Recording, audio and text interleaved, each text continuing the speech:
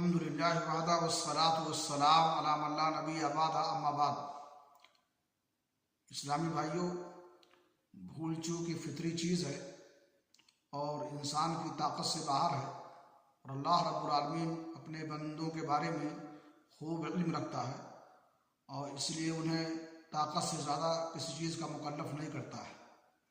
اس لیے انسان حالت روزہ میں اگر بھول چوک کر کے کھا پی لے تو اس پر اس کا کوئی مواخذہ اور کوئی گرفت نہیں ہوگی۔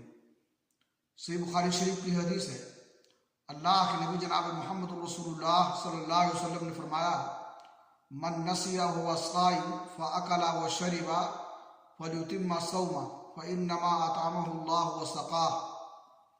جو شخص حالت روزہ میں بھول چوک کر کھا پی لے تو اسے چاہیے کہ وہ اپنا روزہ مکمل کرے اور پورا کرے، کیونکہ اللہ رب العالمین نے اس کو کھلایا اور پلایا ہے۔